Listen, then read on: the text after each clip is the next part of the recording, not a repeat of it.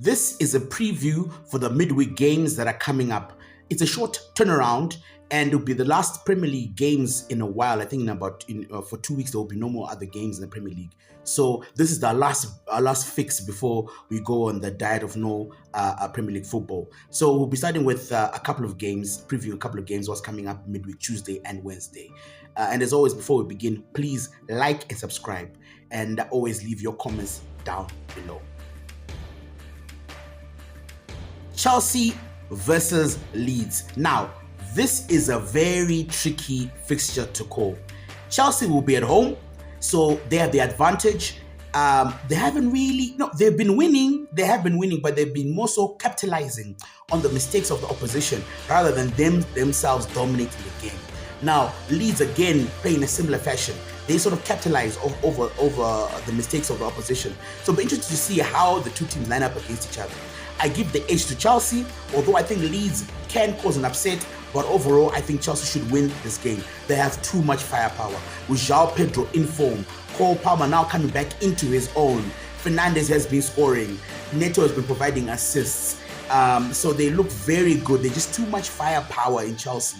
There's just too many goals in the team. Although the defense is suspect, and Leeds through their pace could take advantage of that. But I only see this game going one way, and for me it's a Chelsea victory. Brentford versus Arsenal.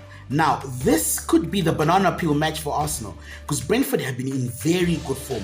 They've looked very good. They're very aggressive. They're well organized. They're excellent set pieces. But their transitional football, they kill you on transitional football. They really are good in transition. Arsenal have been sound defensively with Saliba and Gabriel at the back there, and whether it's Calafiori, or Timbers, or whomever is filling in on the flanks there, they've been very good. But I see this as a short turnaround.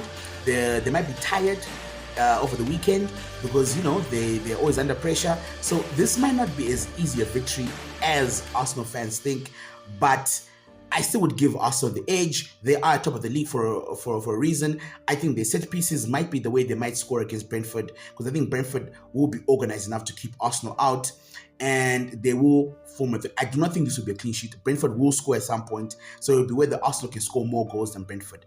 But I would give Arsenal just an edge in this game. It might be more comfortable than I predict, but I have a suspicion this could be the game that Arsenal loses. Man City Fulham.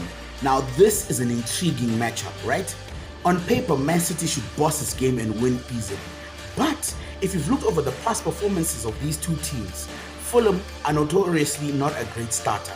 Man City start off like a house on fire. They do very well in the first half. In fact, they dominate most first halves, and they scored most of their goals in the first half. I think they scored their first second half goals in the last game this whole year. So they're not brilliant in the second half, but first half they dominate. And so Fulham is a bit circumspect to start games off with.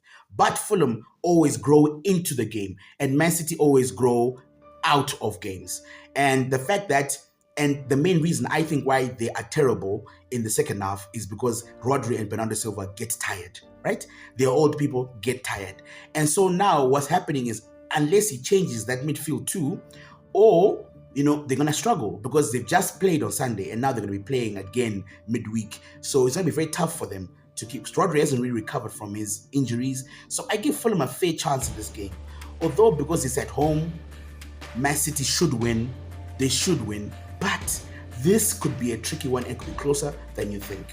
I'm predicting a 1-1 draw or a 2-2 draw because I think Man City will dominate, score loads of goals in the first half, and Fulham will come back in the second. It'll just be, can Man City score enough goals, and can Fulham be clinical enough when those chances come up in the second half? Tottenham Hotspur are hosting Newcastle. Now this would be an interesting game, quite an interesting game, because in the two teams you've got contrasting fortunes, right? Spurs are awful at home, really, really awful at home. And Newcastle coming off a really bad defeat to Brentford, right? So they'll be enthusiastic to win. Newcastle has been their best this season when they don't have as much possession as the other team and they counter-attack the team. They look very fast to their wingers, Barnes, Gordon, and the likes. They're very quick, very good, right? Very good in transition. But when they've been asked to have most of the possession, that's where they struggle, right? So it'll be an interesting game because Tottenham don't like to have possession and they've been awful at home. So on paper, I would say, on form, I'd say Newcastle should win this game. But Thomas Frank is desperate. He's under pressure. Although he's got loads of injuries, this will be a game to show whether the team is behind Thomas Frank or not. We'll see whether they'll rally for a draw. But I think Newcastle will be too strong for them and they will win this game. Liverpool versus Sunderland. Now, this should be a victory for Liverpool because after the disappointment of the Man City performance where they only played one half of football really, I think that they'll be keen to rectify this, right? And Sunderland is a good team. They are quite tricky. They are solid in midfield.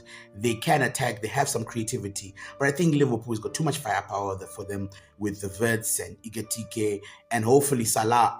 I would drop him, but they'll probably play him, and hopefully this will be a game where he can rekindle, where he can show us why we rated him as one of the best players ever to play in the Premier League. But for me, it's a Liverpool victory. It's a straightforward match. I think Liverpool have too much, and they'll be keen to correct the mistakes they did against Man City.